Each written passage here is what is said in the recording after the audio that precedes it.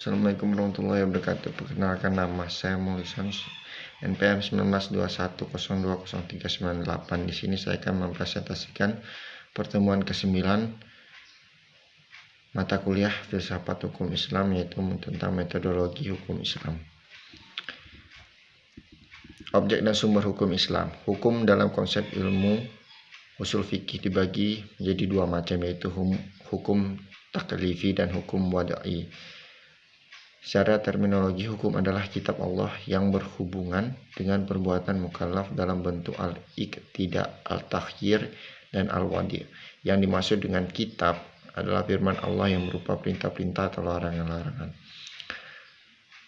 Juhaya S. Praja menyebut kitab sebagai al-mutakhabih, yakni produk dari kitab yang berupa perbuatan hukum. Juhaya S. Praja juga mengatakan bahwa yang dimaksud dengan al-iqtiqa imperatif adalah tuntutan untuk melakukan sesuatu perbuatan atau untuk tidak melakukan suatu perbuatan. Jika tidak dilaksanakan akan mendapat dosa dan siksaan, disebut dengan wajib. Sedangkan tuntutan yang harus ditinggalkan jika dilakukan akan berdosa dan mendapat siksa disebut dengan haram. At-takhyir fakultatif ialah apabila hakim memberikan pilihan kepada mukallaf untuk melakukan sesuatu perbuatan atau tidak melakukannya. Yang disebut dengan al-ibahah, perbuatannya disebut dengan mubah. Ada beberapa hukum taklifi, yaitu ijab, yaitu firman yang menuntut suatu perbuatan dengan tuntutan yang pasti. Yang kedua, nadb, yaitu firman yang menuntut suatu perbuatan dengan tuntutan yang tidak pasti. Menurut para ulama Hanafiyah, hukum taklif dibagi menjadi 7, yaitu fardu, wajib, tahrim, karohah tahrim, karohah tanzih, nadb, dan ibahah. Menurut ulama Hanafiyah, jika suatu perintah didasarkan pada dalil yang pasti seperti Al-Quran dan hadis mutawatir, perintah itu disebut dengan perintah fardu. Akan tetapi jika perintah itu berdasarkan pada dalil yang zanni, perintah itu dinamakan wajib. Demikian pula halnya dengan larangan. Jika larangan itu didasarkan pada dalil yang qat'i, disebut haram. Sebaliknya, jika larangan itu didasarkan pada dalil yang zanni, maka tergolong pada hukum makruh. 5 atau 7 jenis hukum tersebut dinamakan dengan taklifiyah, yang artinya tuntutan atau memberi beban. Taklifi disebut pula sebagai jenis perbuatan hukum. Hukum wada'i ialah firman Allah yang menjadikan sesuatu sebagai sebab adanya yang lain, musabab atau sebagai syarat yang lain, masyrut dan atau sebagai penghalang mani adanya yang lain. Hukum wada'i dibagi 3, yaitu yang pertama sebab, yang kedua syarat, yang ketiga mani. Tafsir, salah satu metode penggalian hukum Islam. Al-Quran dan Sunnah diyakini sebagai sumber hukum Islam. Kemudian nas dan yang terkandung di dalamnya ditunjukkan untuk mukallaf. Maka untuk mempermudah pelaksanakan hukum yang dimaksud, upaya ulama di bidang usul fikih dan bidang fikih mulai menggunakan pendekatan rasio dalam menggali makna yang dimaksud dan dikandung oleh kedua sumber hukum tersebut.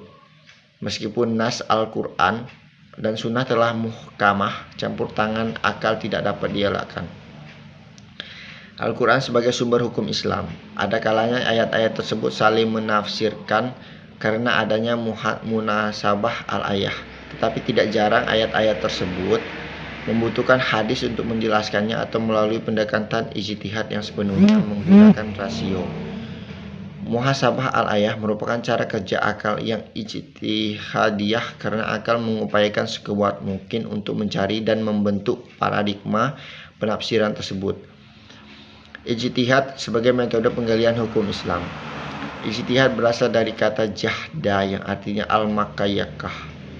al-mayakah, sulit, berat, susah, atau sukar.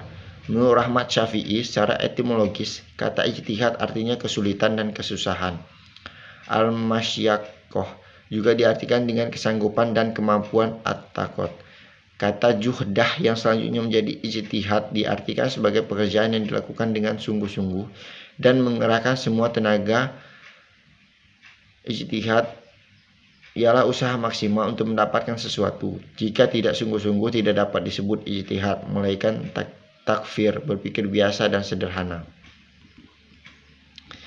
Abdul Wahab Qalab mendefinisikan ijtihad menurut ulama usul yaitu mengerahkan daya dan kemampuan untuk menghasilkan hukum syarak dari dalil-dalil syarak yang terperinci. Dari semua definisi tentang ijtihad tersebut di atas, dapat disimpulkan bahwa ijtihad itu ialah yang pertama, pengerahan akal pikiran para fuqaha dan ushuliyin. Yang kedua, menggunakan akal dengan sesungguh-sungguh. Yang ketiga, berkaitan dengan hukum syar'i dan amaliyah. Yang keempat, menggali kandungan hukum syar'i dengan berbagai usaha dan pendekatan. Yang kelima, dalil-dalil yang ada dirinci sedemikian rupa sehingga hilang kezaniannya. Yang keenam, hasil ijtihad berbentuk fikih sehingga mudah untuk diamalkan.